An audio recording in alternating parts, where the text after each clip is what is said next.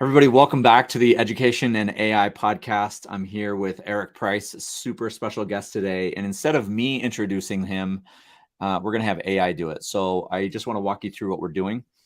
So first, most of you are familiar with ChatGPT if you've been anywhere alive on the planet for the past 6 months. So the prompt I gave it was to write a detailed podcast bio introduction about Eric Price, principal at Fort Harriman Middle School in Harriman, Utah. It gave me all of this information. And then what I'm going to do is plug this into ElevenLabs, which I've given it some voice samples of my voice already. And I'm just going to hit play, and it's going to generate the audio for this text all through AI. And I'm going to be quiet so you can just see my lips not moving. So I just want to explain that to those who are watching. So here we go. Turn up my volume. Let's see how it goes. I'm excited. ElevenLabs is fantastic.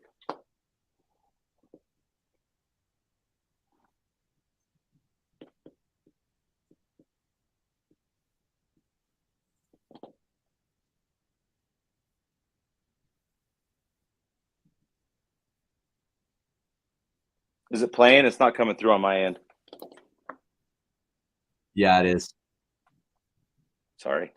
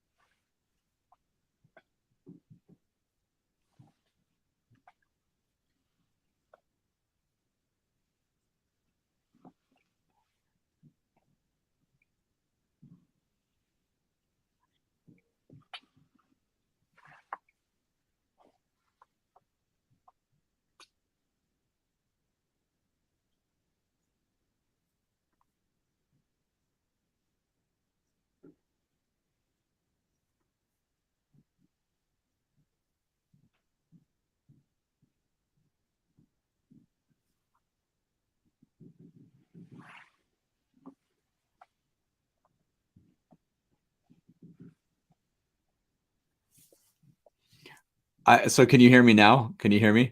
I can hear you now. I didn't hear the intro, so I hope it was good. It's funny because I don't know if that sounds like me, but it's taking all of that stuff and redoing it. So it had a perfect enunciation and volume and clarity, and there was no ums or ahs.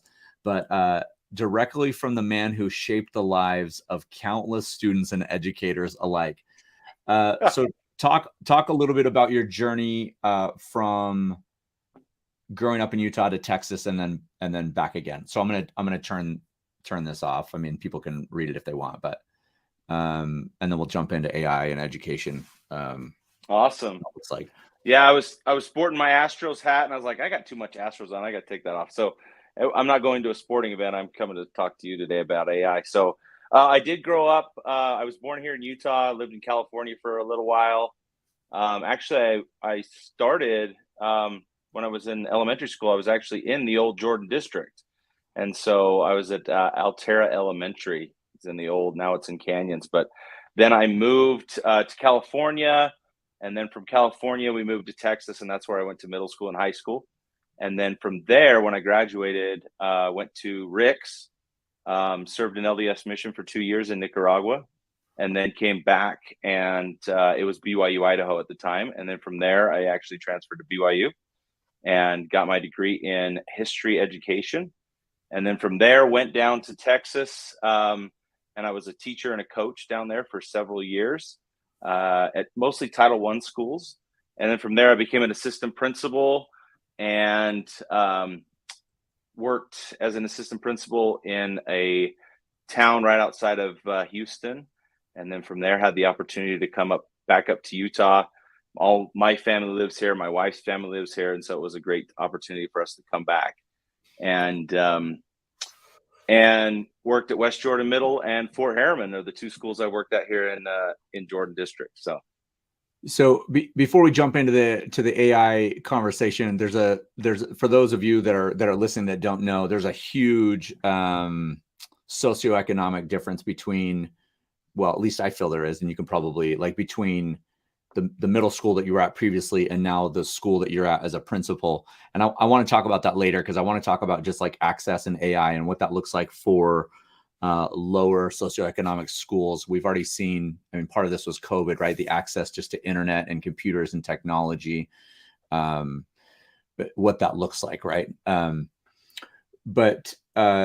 So walking through, like, talk to us a little bit just about like the AI thing, right? So, I mean, in reality, we're talking about 5 months, right? So the world has kind of just blown up in the past 5 months as far as AI is concerned, right? Were you on the train before? I know we've talked previously, you've already read a couple books or listened to a couple books about it.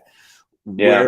Where were you at prior to, and the big release is ChatGPT, but that's almost old news, as we were talking about a couple of days ago, because now the auto GPT is out and the baby GPT, and it's like ChatGPT is like not even there.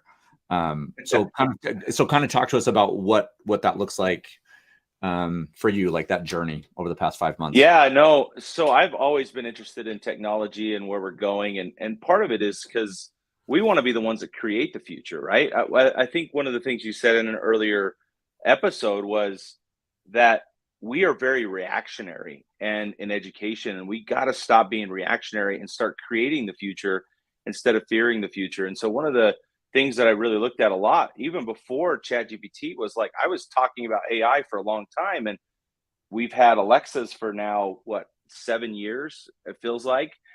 Those are all AI. I mean, MIT was putting out competitions where you could have conversations with Alexas. I was talking to our supervisors or the people that work in the district about how do we get this into our school right now? This is the future. This was years ago that we were talking about, we need to get this into our school. We can't even get this into our school if we're not exposing kids to the present. How are they going to create the future? And so I've been pushing that for a while. And then when GPT came out, it was just mind blown, right? It was just one of those things. It's like, if this doesn't change education, nothing will, right? This has to look at what we do as educators and really has to change how we focus, what we look at, how we're going to educate, and how we're going to level the playing field for everyone, not just the high economic status or low economic status like you talked about. This has potential to level the playing field for so many, and unfortunately, like you said, a lot of times in education we're very slow to adapt, or we're reactionary versus actually creating and producing this stuff. So there's so the moment, and I mean, I guess there's this aha moment, right? And I talked about it maybe a couple episodes ago, right? Where the first time I used a Google Doc with a classroom, right? And all the kids were in the doc together. And it was mind blowing to me, right? It really was just this, for the kids, I don't think they realized what was happening. And then now it's just common nature, right? Everybody just jumps in a doc, and like I work at a virtual school. So on Fridays, we're all kind of working from different places, and we all just jump into this agenda and we're all working together. With the AI piece, and it's now not just language, right? It's music, it's art, it's production, it's coding, it's financial. I mean, it's basically hit every market that I can think of, right? I mean, as far as what we teach in school, what would be, and you and I talked about this prior to, because we had a meeting the other day together, but what are some of the let's talk about this. Like, what are some of the books that you've already read, and what was their feeling, right? There's this kind of danger feeling that I get from a lot of people, right? Or fear is probably a better, especially in education, right? We feared technology, we feared internet, we feared Chromebooks, we feared iPads, we feared, cell phones, and we feared a lot of these things. And maybe fear is not the right word, but we avoided it as long as possible. Yeah. what do you do, right? You're the principal of your school. And I know, again, we've had conversations, but I want you to kind of tell the listeners, right? Yeah. What does this look like for you on a day-to-day basis? Like, how do you use it? What is it, Yeah. And going back to, some of the books and things that have been written about this, one of the books that I kind of go back to a lot, and probably one of my favorite books right now that I've read in a while, is Daniel Pink, and it's by Daniel Pink. If you're familiar with Daniel Pink is phenomenal. But he talks about the book is called A Whole New Mind, and the thing about that is it was actually written in, I think it was 2012, and it was basically saying, guys, we have to be prepared to let computers do what computers do best and humans do what humans do best. Written in like 2012. And Oprah Winfrey got hold of it. She sent it to all these people at Stanford. Every senior at Stanford got this book and said, guys, we have to think differently. Really, it took the whole model of, we have to stop just being consumers of information and start being creators. And so for a long time, he's been talking about this, and that this point, really where we're at now, was going to come, and now it's here, and we're looking at it and saying, well, this is new. It's like, really, it's not. We've been talking about this for a long time. Artificial intelligence. I remember reading about Ken Jennings from Jeopardy, right? And they first really started looking at it. And Ken Jennings, he talked about how when he first got into this and was talking to computer scientists and things about artificial intelligence, there was no way that artificial intelligence could keep up with him at all at that point, back in the late 90s, when he was dominating Jeopardy. But then now there's no way, like, it's blown him out of the water.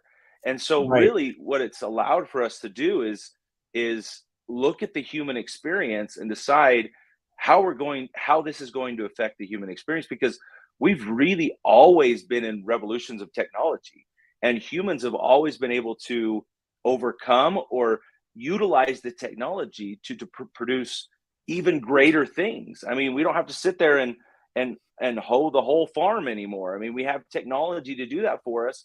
So now we have abilities to do other things that are going to take us wherever. It's funny that you mentioned that book, because it's literally in my car right now. I just got it from the library last week, and I'm at the beginning stages, so I'm super excited to keep going, because he's in the left brain, right brain part of things right now. Mm-hmm. And I'm just like, his stuff is super, like, it's consumable, but I like to read his at a slower pace so I can consume it and think about it instead of just listening to it. There's anyway.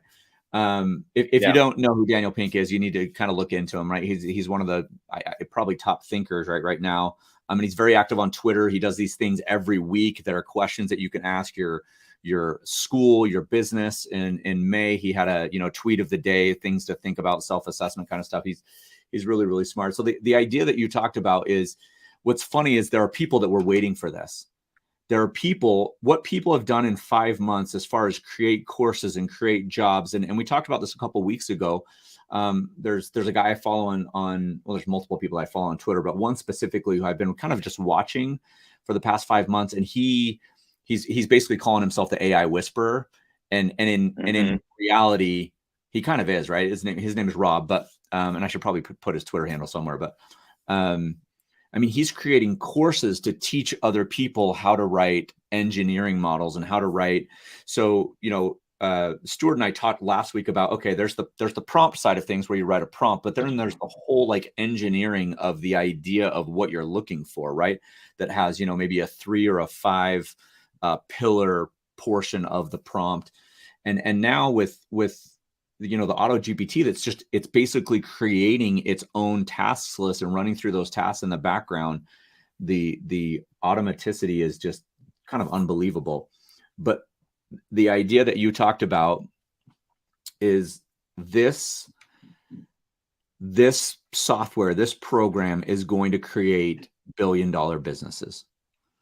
Oh yeah. It is already. Maybe they've already started, but the idea that there's going to be 2 guys who know Python and everything really, really well, sitting in a garage right now, are taking what's been built, just like everybody before us, right?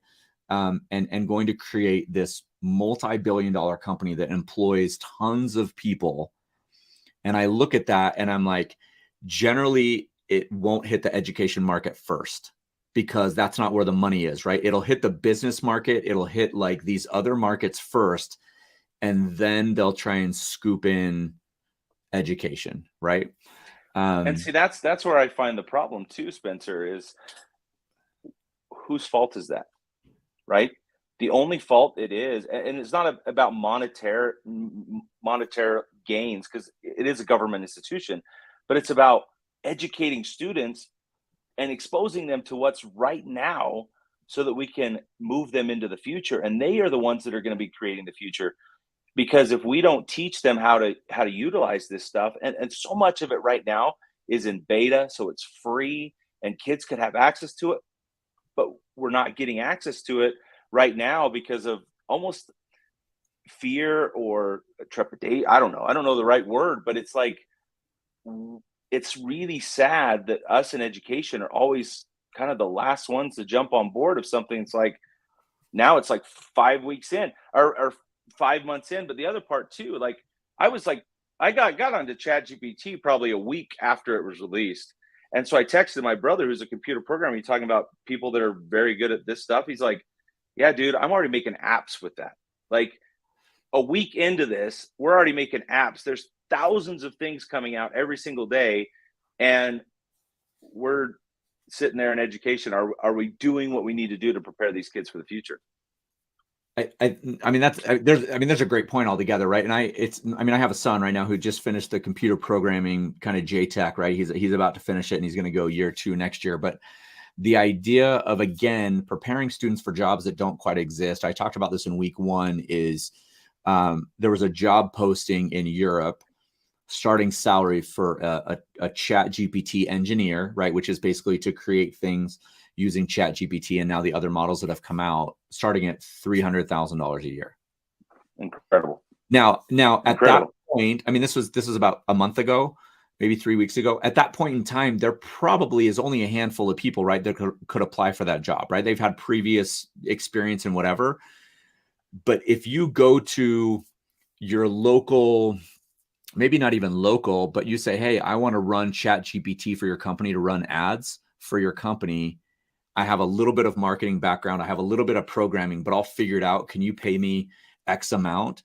And that return on investment is double, triple, quadruple, whatever it is. People are going to be finding jobs in this field very, very quickly. And they already have, right? They already have. And I'm actually providing jobs for people. I've purchased some of those courses because I'm like, you know what, for $150, that's the best PD I'm going to get. I'm going to go through a 10, module course that shows me how to best produce chat GPT for prompts that are on the back end. And there are education apps that are already coming out.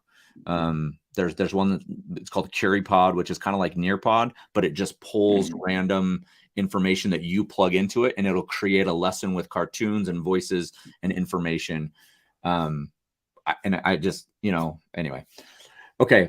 No, it's really cool. And I think the key with what you said there is produce, right? That is the key. Like, so much we've become these consumers of information, and we've just become this area. Our students have become these consumers of information because traditionally that has been what school is you come to school, you go to the master teacher, and the master teacher tells you what for. Well, ever since really the last 10 years, our kids don't need us to spew the information.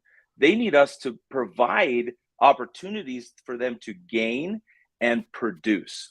And that's what Daniel Pink talks a lot about, is we have moved from the information age to the conceptual age. And producing things is where we need to start pushing our kids. How can we get them to think critically? How can we get them to problem solve? How can we look at what the technology is able to do and then take it even further? Because it's no longer the era where you just sit there with the textbook and the textbook is the spewer of all information, and it's already outdated 10 years because Roosevelt is still the president and it's 2020, whatever. So that is gone. And if we continue to go that direction, we're doing a disservice to some of our students as well. The idea came today. I think maybe we talked about it yesterday. I might have been talking with somebody else, but so my camera just, sorry. There we go. It times out after a certain amount of time. So who was it? I need to find it because I want to give them credit because I thought it was brilliant. I think it was AJ Giuliani. I think he's on Twitter. He's a former educator. He's a writer. And I don't know if you follow him or not, but I need to look it up. Probably. So I need to get this up so I get it right, because otherwise I will feel bad. Let me go. Let's see if I can get to his account.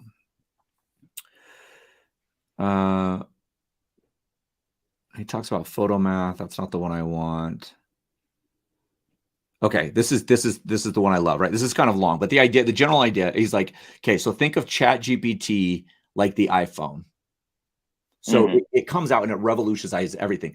By itself, it's amazing, right? So I mean, this is 2007, 8, I think is when the iPhone comes out, and that first version was just, I mean, it was everything, right? So we no longer need iPads or iPods or whatever. We have the phone now that has all the music. But really, what made the iPhone and the Google phone, right, the Android phone, so remarkable was the store. So the phone by itself is amazing, but then he talks about this store then that's open source for the entire world to create whatever the heck they want.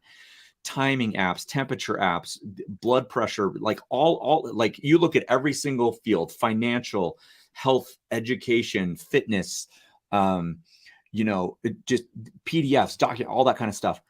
That the store is what changed the iPhone. And so, no, for sure. So he's talking about that. So ChatGPT is the phone. Now you are having people create all of these things in the store, and there's going to be a store, right? There's going to be like an AI store. Oh yeah. And whether that's it's already being created. Yeah, GitHub or whatever, where you can get stuff. And so this idea of people can say, I want to automate my sales calls for my real estate business. I was thinking about that process today, right? So you create a script in ChatGPT, you create a voice, which we did this morning, you create an auto dialer, and you create all of these different things in it. So you could literally have a machine auto calling, and it's just a quick, hey, are you in the, and I don't know if you know real estate or not, but like, are you in the position to buy, sell, or rent your home? Yeah. No, I'm not. Okay, we'll call back in 6 months. And then it puts it in this queue. Oh, yes, you are. Okay. Are you looking to do this in the next 2 months, 3 months, or 6 months? The next 2 months. Okay. And then immediately it sends a trigger over to a real person that can start asking questions, or the program becomes so like in depth that it can ask those 6 questions. And then if the criteria meets it, it automatically goes to a real estate agent and says, hey, I want to help you sell your home. Do you already have an agent? No, I don't. Okay. Yeah. Let's walk through this. Right. I mean, and what does that do for us as education? I mean, that's a long kind of pie in the sky kind of thing, but so even beyond that though too, Spencer, is like, you're talking about real estate, but even beyond that, like you get an email that has 4 listings with virtual walkthroughs of every single one, where you can walk through and zoom in on every single one, and you can look at every house that you want to look at, and then, hey, can we come by and do this with your house so that you can have something you can sell? I mean, so quickly we can do that, and it's amazing. Yeah, I remember, if you remember originally when the iPhone came out and the iPad came out, we got an app for that, right? That was the whole advertising campaign, is we got an app for that. And there are some hubs that have been created. One of my favorite ones is called Future Tools. And it is a fantastic hub of just, you name it, whatever you want to look at. Okay, here you go. Now, some of them could have been created a month ago, but are now completely outdated, and not necessarily the information's outdated, but they're so far behind what some of the new ones have come out in the last day or week. And what will happen, and this is the nature of business and economics and whatever, is out of those 4 or 5 apps. So there's 4 or 5 apps right now that are doing art, right? Digital art. Yeah. There's probably more than that, but I'm aware of about 4 or 5.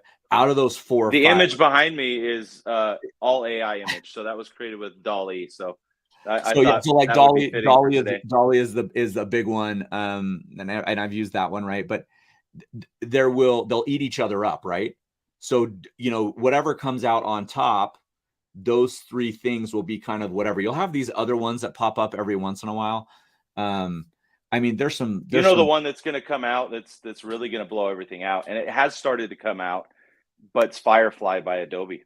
Mhm. Firefly by Adobe is going to blow it out of the water because Adobe already has millions of infrastructure for this. and they have the millions of images that are copyright free that they don't have to pay for, right? And the nice thing with go ahead. Sorry, yeah.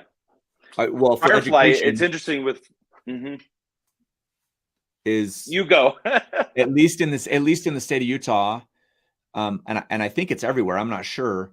All kids have access to Adobe. Everything that Adobe offers all over Utah. All over Utah, we have access to it. And so like my kids are better at Adobe than I am. Like my offspring are better than Adobe than I am because they've had it free since 3rd or 4th grade, and they're doing Adobe Express, and then when they get to middle school they start working with the Creative Cloud and adding more apps, and then by the time they're in high school, and I'm like, those are things I wish I would have had access to, right? Here's the problem, Firefly is going to be awesome. Here's the problem with that, and that's one of the things we were looking at, because we do have access to that. You don't have access on the Chromebooks, and so many schools have gone to Chromebooks, and so it's like, I'm not knocking Chromebooks, but at the same time, the limitations of Chromebooks versus some of these other devices, we've been looking into iPads, things like that we can give kids access to this, especially in Utah. Like you said, I was talking to the Adobe guys the other day, and they're like, people all over the country are so jealous of Utah. You have the entire suite at your fingertips, but yet kids aren't always able to access it. One of the downfalls with that is that families aren't buying computers for family computers anymore, because so many companies are just giving you a very good computer. And what happens when you walk home, you say, don't touch my work computer. Well, that one's powerful enough to run all the Adobe suite, but it's not powerful. The Chromebook that the kid has isn't powerful enough to run that. So that's one of the things we're looking at, is saying, okay, how do we make this accessible so that kids have that? And so we've been looking at and piloting some iPad things and working through that. So we're really excited about the future and really the creative abilities. But you're right, Firefly is gonna, I think, is gonna be the revolutionary, the thing that's going to change it. Yep. There's 2 things that, if you're listening to this, right, this podcast or video, there's 2 things that you need to remember, right? So Adobe Firefly, right, is one. The other tool that you just talked about is the Hub, right? The Future Tools. Future Tools is another place, and you can go and bookmark those and look at them later, right? Future Tools is basically a store for all things AI, and it's being updated constantly. And I will say this, right? Some of the things are free because they're in beta version. Some of the things you have to pay for, like the audio one that I showed you earlier today. I closed the window. Is not free. There's a free version, but I paid $5 a month for it. So I was like, okay, I want to play with this, and hopefully I don't use all my credits. ElevenLabs, is that what we're talking about? Yeah, ElevenLabs. So let's talk about some of the tools that you are using and implementing in your job as a principal, right? So obviously this is not happening when you're connected to the district network, and I'm not laughing at our district. It's just no, it's we'll get there. I understand why they're doing it. I do most of my stuff on my own computer and at my house or on my phone, and then I send it to my school computer in a Google Doc or a Google Form or whatever, and go from there. So what are your favorite tools, or what are you using it for right now? I think every guest that we've had on so far, I've asked them, and I kind of showed some of the tools that I'm using, and those are growing. Yeah. What are you using right now? Of course, GPT-4 is really, it's amazing what GPT-4 can do. But like you said, that's now just the baseline. It is the iPhone of what's being created from that. Some of the favorite ones that I've seen recently or worked with recently, chat.book.ai, where you can put in a book and then you can have a conversation with the book. So any book you can just put it in and have a conversation with it. And like you said, a lot of this stuff is in beta, so they want you to get hooked on it, so you'll pay the premium price for it. Another one that I've been playing a lot with is Chatbook.ai. yeah. And can you share I your think screen? So that took me to craft I don't chat. think I can. Go to here, let me make sure I get you the right address. I'm gonna split our view screen here so we can go like this, and that's where it took me. BookAI.chat. Sorry. BookAI.chat. Chat.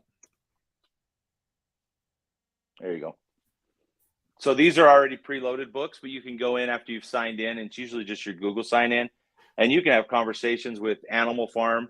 One day I was having even if you've never read the book, look at the ability for the kids to be like, okay, tell me about Animal Farm. What is this all about? Like, what is the symbolism? What does he mean when he's talking about this?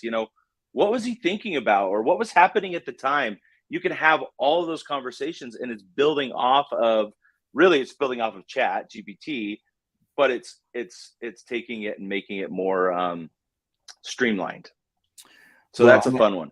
No, I'm looking at, obviously you've got some classics, right? Lord of the Rings, The Hobbit, Pride and Prejudice, The Great Gatsby, Catcher in the Rye, The Art of War.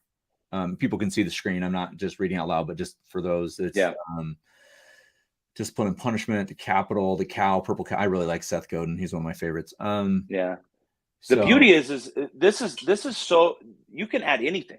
All you got to do is say what the name of the book is. So if you log in, you have to go through that process. Right. I won't do it live now, but I mean, this is a tool that we could do later as like a demo of Book AI, right? Whatever book you were reading, or you could start with the kids and say, hey, this is a cool opportunity for you. Go in and let's have a conversation with this book before you even start reading it. What is it about? What do you think? What is it talking about? You could have so many cool conversations with these books.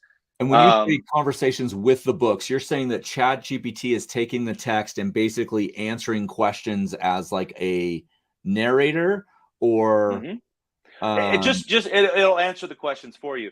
It'll even tell you what chapter it's on. Like it'll say, so really what it takes away too is these old quizzes that we used to give and say, when did the dogs die in Where the Red Ferns Grows? You can't ask that anymore, because you can Google that really fast and you can know exactly what chapter it's on. Unfortunately, it can't tell you the page because it's digital, so there's not a page to grab from, but it will tell you the chapter and where it's at in the book. So many cool things you can do with this, and this is just one of many, but this is one of the ones that I've found that's pretty cool, that you can have a lot of fun. One of them is, I think one of their examples is not here, but if you were to enter a new one, is Harry Potter. Having a conversation with Harry Potter and the books that are just so vast is a blast. Not only is it a blast, but it's educational. If there's a book you've never read, you could learn about that book in 10 minutes. Well, and decide whether or not you wanted to read it. The idea, I mean, just as you were talking, right, as a language arts teacher, every year I get excited to think about what's coming off of copyright, right? So every year is the 75-year kind of copyright. And I look at like the Gutenberg project that Google was doing, which is to get all digital work electronic, right? And they're still doing it. But the idea that you can go look at a classic and have a conversation with a classic book that I don't necessarily maybe need to read the whole thing. And I'm not saying to cheat, right? But the idea is to get concepts out of like, hey, find 5, characters that are similar in this book, this book, this book, and this book. And it would grab all 5 characters, and you can kind of look at all 5 of them and go, oh my gosh, they really are the same character, just rewritten in different, and this is the symbolism in Harry Potter between good and evil and the devil and Christ and, all of those kind of things. But the same with Lord of the Rings, right? I'm looking at it right now, the good, the evil, and all that. But okay. What's the other one that you're looking at? So the fun thing about that, sorry. No, we can talk about it. That's why we're doing this. Is you think about it and you say, well, is it cheating? Well, how long have we been using Cliff Notes? Right? This is just Cliff Notes on steroids. right? It's taking Cliff Notes and saying, okay, what is the ultimate objective, right? Where are we trying to go with this? Yes, we do want to read the book, but we also want to get the information from the book too, and think critically about it. I think that's the key, right? So if you read the book and then you go back and ask it questions, does your opinion agree with the opinion of the computer?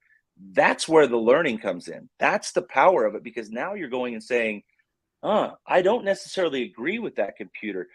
I'm a human being. I have feelings, and I can tell you, I don't agree with that. How I would say it is, this is really what he was trying to say, because that's what I think. And so it's beautiful to see and to have kids start to think critically about what is being produced by the computer.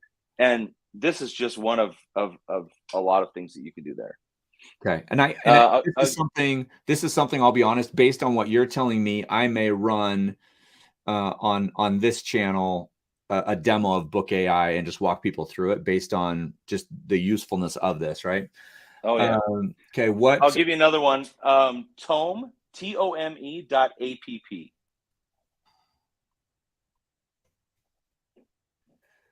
Yeah, You might have to storytelling partner. Yeah, so you might have to log in. Does it say up at the top, create? Yeah, just log in with Google if you can. Let me You see. won't be able to see the power of it if you don't log in Well, with I'm gonna Google. try. I'm gonna try my. So I'm putting all of my AI stuff not in my education account, because then I can't use it. No, I get that. So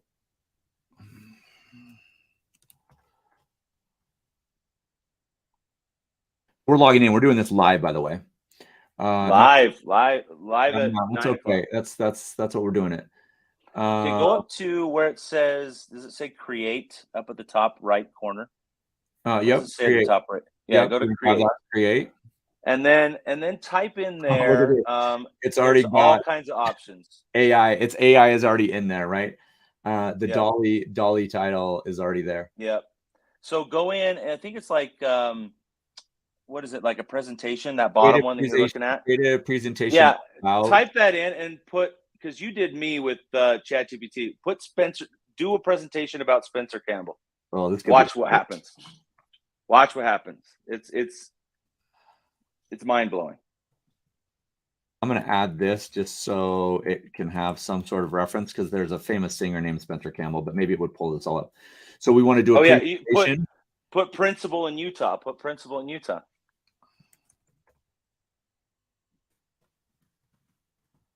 Okay. See what it comes up with. And then where do we just go to generate or create? Yeah, there you go. Okay, here we go. And what it's going to do is it's going to create a slide presentation.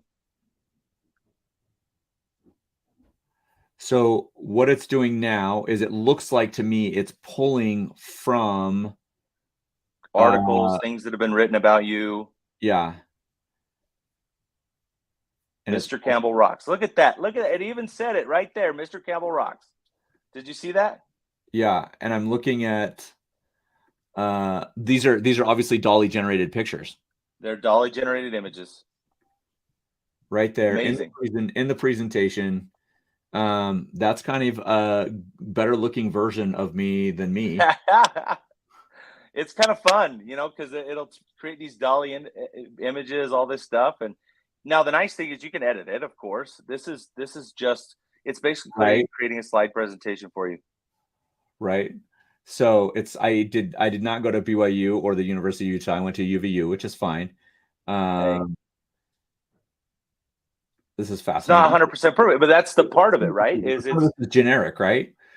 Yep. You can take this and make videos and put videos in there as well instead of the images. So here's another. Try again. Go ahead, sorry. And try again, and we'll create a whole new thing. Should we do story or images or? So yeah, do story. That's one of the fun things, because you imagine doing this in a classroom, right? You pull it. You see how fast it created that. So you go in and say, "Hey, pop art so people can see." I'm doing pop art for the art, and I'm doing story for this. And again, the prompt was not very good. Sorry, go ahead. The prompt that I put in was not very good. It wasn't well written. But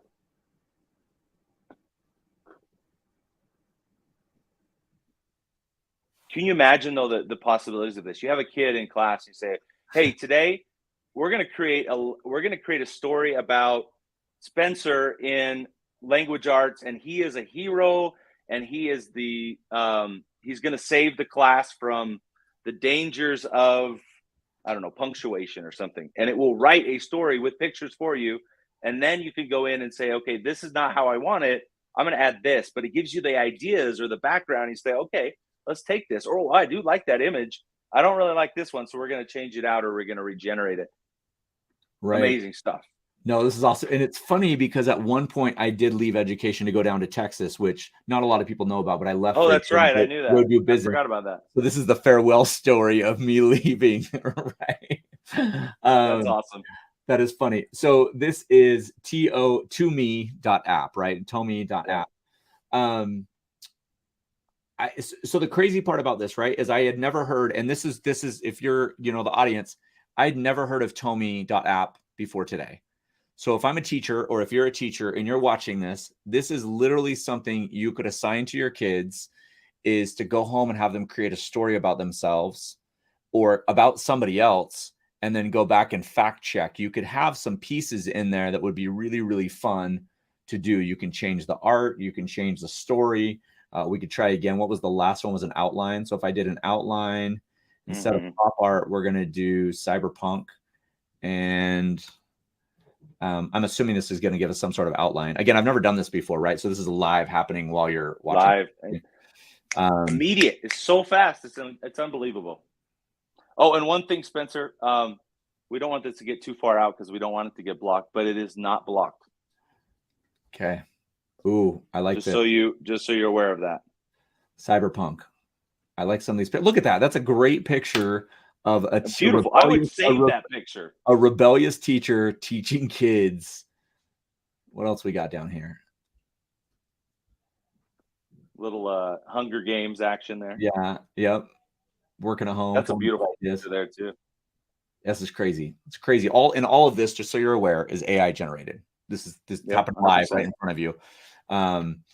So the idea, to be honest, is, and I think I talked about this last week. The reason I'm doing this on this channel is because the audience is already here, but I've already actually started another channel just talking about education and AI. And the goal is maybe once a week to just walk through one of these tools and show people what they could do in their classroom. And I know if you're a teacher, right? And this is the hard part.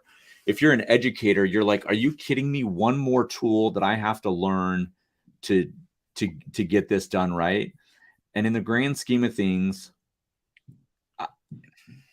there are tools that we currently use that are not the best tools that we could be using to do whatever it is we're trying to accomplish. And I know you do this because I've seen you at USET before. When we talk about technology at schools, what is the plan? If you're a leader of the school or a classroom educator, are the tools that you're currently using, is the reason that you're using them because they're the only tools that are available to you, or are they the tools that are doing the best at what you're trying to get them to do? And sometimes teachers don't even think about that, right? Like, why do I have this tool, or why do I want this tool? Well, it's going to accomplish this small thing, but it's actually going to miss all of these things. And part of our role as leaders, right, is to analyze the tools that we're using and say, hey, and some of those, it's just like, we're a Google district. There's no getting around that, right? We're not moving to Teams anytime soon, right? There's no option with that. So you work in certain environments that you have. But I think in an individual classroom, if you're a teacher, you have a lot of freedom. Most schools, at least in our district, you have a lot of freedom to accomplish those goals. So you've been using these two with faculty, with staff, teachers, students, obviously at home. What has been, and I'm curious about this, what has been the reception? And do you tell people like, hey, by the way, this whole thing was generated AI? Yeah. So I said earlier, one of the things I do is I have weekly videos that I send to the teachers, and I try to do different formats, right? Or it doesn't always have to be a video. It could be, today we're going to do a weekly update, and it's going to be in the Tome app or whatever. And you can go in there, and I just put in, hey, I want a weekly update, and these are the things that I wanted to say. and it will create it for me. And then I just send it out and I share it. How much time did that just save me, right? And that's another key to this is if I can save myself 10 minutes a day, how much time can I get back, right? Of things that I can do that are more important, or students that I could spend more time with. If I can give if I as a teacher can look at this and say, oh, well, we can do it this way, or we can do it this way. One of the things that we worked on with our teachers too, we did a professional development. We said, we were talking about warm-ups, right? And sometimes you come in and you and I, we've all done this. You walk into the classroom, like, I have no idea what I'm going to do with my warm-up today. And so you go up there and you write some silly question that is so basic level. And you're like, okay, just answer this and just be quiet when you walk in the classroom. Well, we just said, okay, we're going to put this into chat and see what it comes up with. So you come up with whatever lesson you're talking about and say, hey, I need a warm-up for this, and make it fun. Watch what happens.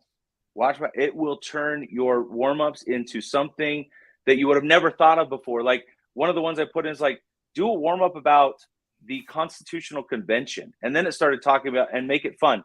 And it did like, we're going to do a tug of war between the states and the federal governments and all these things, and looking at this thing that I would have never thought of.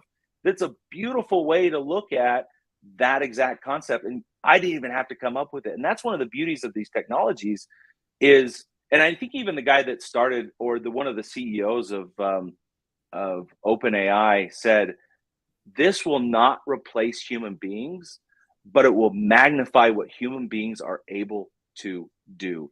And as teachers, you can go in and say, I want a lesson plan based off of this standard in the Utah core curriculum, and it will create a lesson plan for you. And you can say, okay, I need it to have these 4 things in it. I need to have a discussion or whatever. It's now created a lesson for you. You can now take it and say, yeah, I didn't like that so much, and I can edit it. That's that human experience that we're able to do. But we've now saved ourselves tons of time in trying to come up with something that sometimes we're too tired to come up with. Well, and the idea behind this, right, is, and I don't know if it was Simon Sinek or somebody else, and I'm not trying to just throw names out there, but when you walk into, it's got to be earlier than that, right?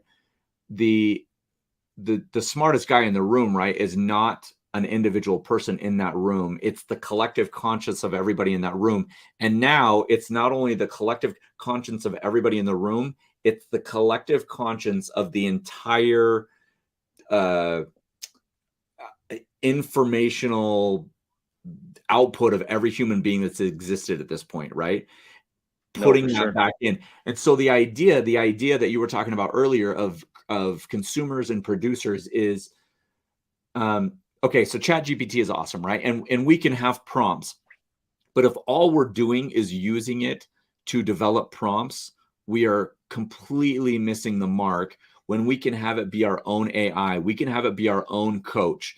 So the prompt that somebody shared with me last week is, hey, I'm a brand new teacher. And so I kind of started expanding on this, right? I'm a brand new teacher.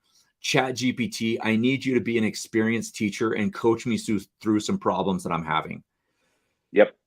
And then you type in the questions that you have. How do I organize my classroom? So I came up with, these 100 prompts that I was just kind of putting in and playing around with. The idea they could be a personal trainer, a personal coach, a personal financial advisor.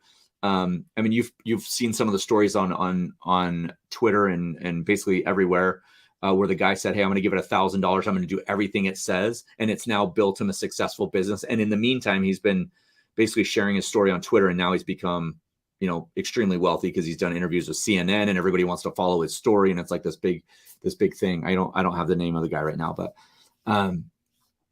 the idea that we as a master's degree or a bachelor's degree teacher standing in front of the classroom are the source of all knowledge. And I even say this as a principal, right? Like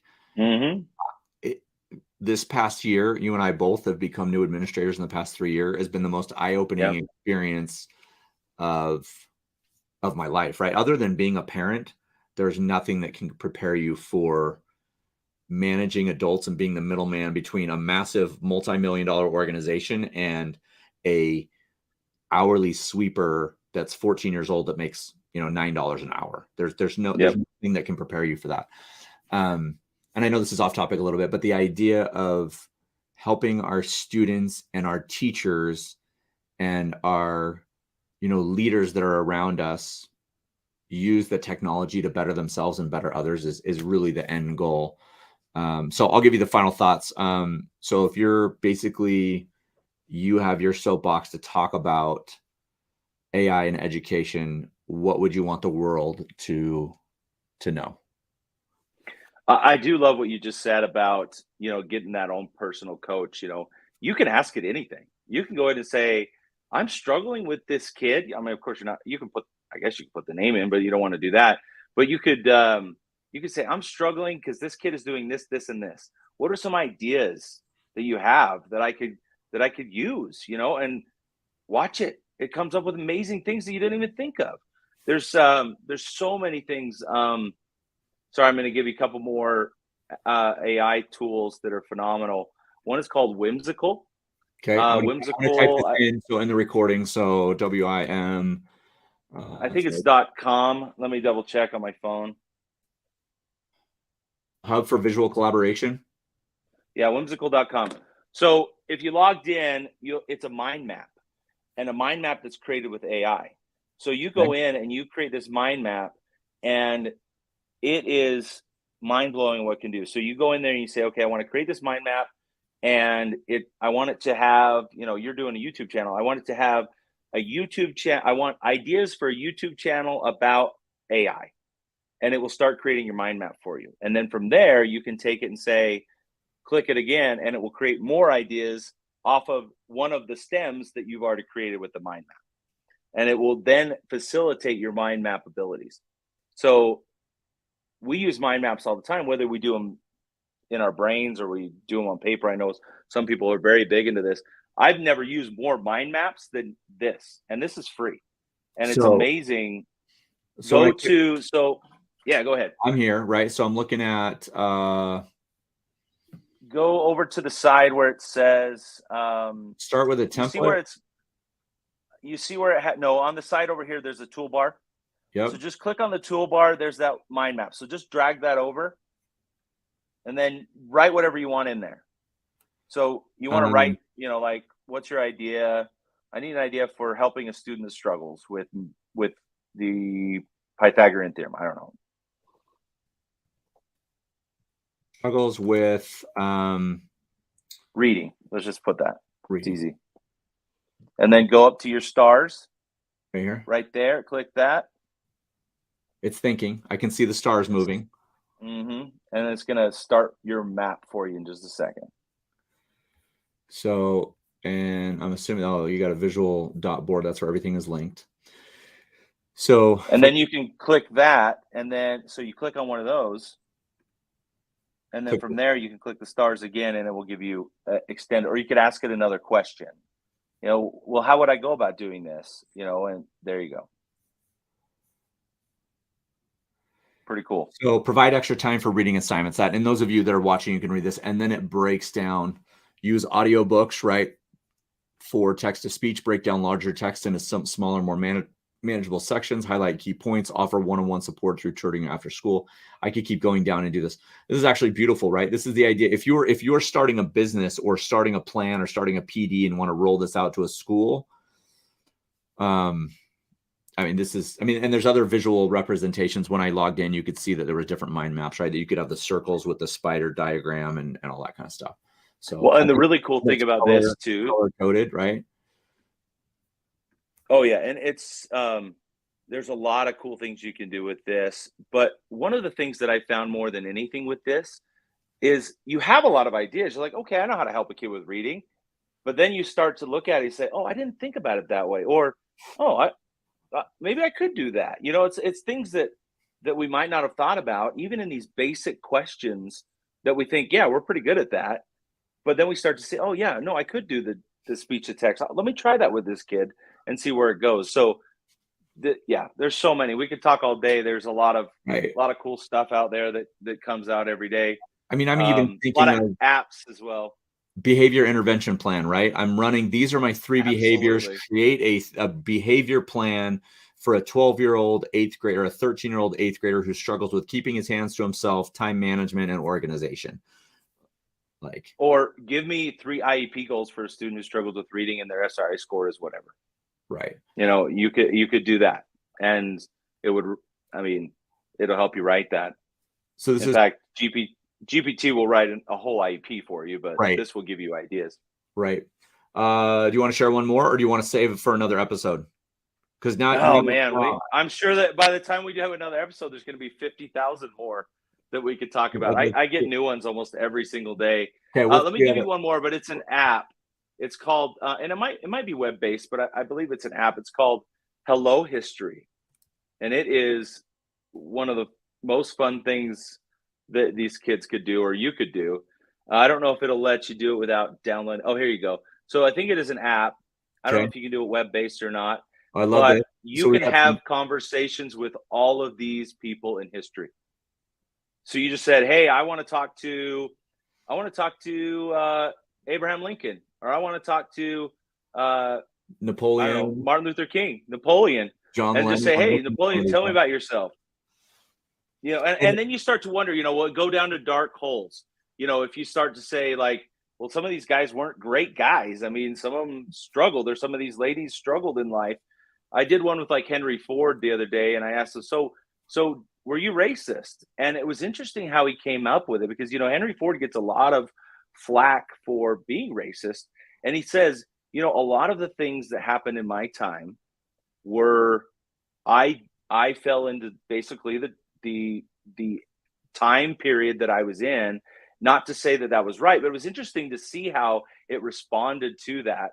And some of them, I had a conversation with Albert Einstein as well, and it will give you the citations of where the computer came up with the information that it gave you. So that's the part I love, right? And I know there's other versions of Chat GPT that are now doing that. As I'd love to know where the information is coming from, because then kids can go look at the primary source, right? But I do feel like these are going to get so good that, like Wikipedia, Stuart and I talked about this last week. When Wikipedia first came out, it was like, no, that's crowdsourced. You can't, that's not a primary source. You can't do that. But Wikipedia is actually more on point sometimes than the primary source itself, because you have so many people checking it and updating and looking at the changes. I know some people change it to be funny and as jokes, like in sports, because I follow sports, right? Like they'll change it like that the Utes owned BYU for a long time and just other things like that. Yeah. But the idea of, so does it pull in AI voices as well to kind of match? No, it's all back and forth text. So you're just texting with the person. And the other part too, I was playing with it the other day. I'm like, well, I mean, you look Che Guevara, right? Che Guevara didn't speak English. Right. But you could have a conversation with him, but you could also have a conversation with him in Spanish. So, I mean, I'm not saying Che Guevara was a good guy or bad guy. That's not where I'm here about. But what you could do is you can use your DLI kids or your Spanish kids and say, hey, for our warm up today, we're going to have a conversation with so-and-so. We're going to have a conversation with Abraham Lincoln, but all is going to be in Spanish. So we're going to ask him in Spanish and he's going to respond in Spanish. That's awesome. That's awesome.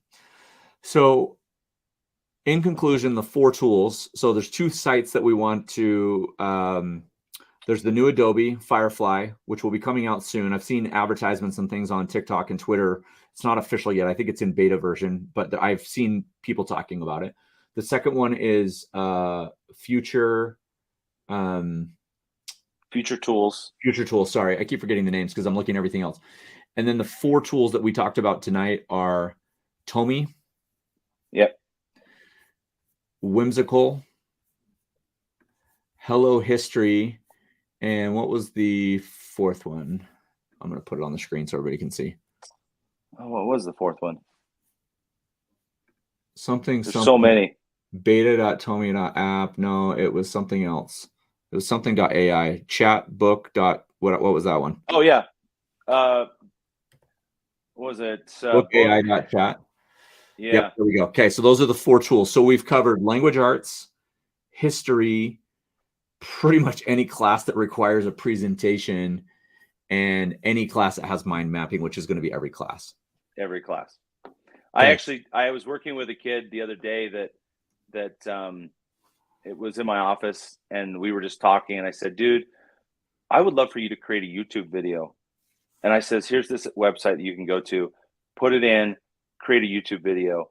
And then from there, he started to come up with ideas. But it was, and I says, what could you use this for? I could use this for anything, right? I could use it for anything. But then you also look at the kids that are struggling. And we talked a little bit at the beginning. I'm sorry, we're going long, but No, that's fine. balancing and leveling the playing field, right? It balances and levels the playing field. How much more marketable do you take a kid that struggles with writing and they put their writing into ChatGPT and say, come up with a professional email, and it comes up with an amazing email and says, oh, okay, that's a good way to write it. But not only that, now you've made this kid a lot more marketable to go into the future. Those things are not going away. And it's like, I mean, how many of us use spell check on a regular basis? It's not going away. And it just is what it is. And we have to figure out how we're going to help these kids use it in the correct way. And if we aren't the ones that create it, who is? That's the only way that we can predict the future is if we create it. I don't know who quoted that, but that's not my quote. But right. anyway. But we'll give it to you. We'll credit that to you when you become famous. So there's another tool I want to talk about, but I'll save it for another episode. But what you may see is this YouTube video clipped out into individual pieces where you are separately talking and I am separately talking that can automatically be created into shorts. Oh yeah. It's amazing. So I've already been using it, and some of my videos and other videos that I do are not this way where it's you and I talking like across from each other. But okay. Those of you that are still watching, the secret password for this episode is going to be whimsical. So if you type whimsical in the comments, I will send you something. I don't know what I'll send you, but I will reach out and I'll send you something. So I'm going to stop recording and then we can go from there.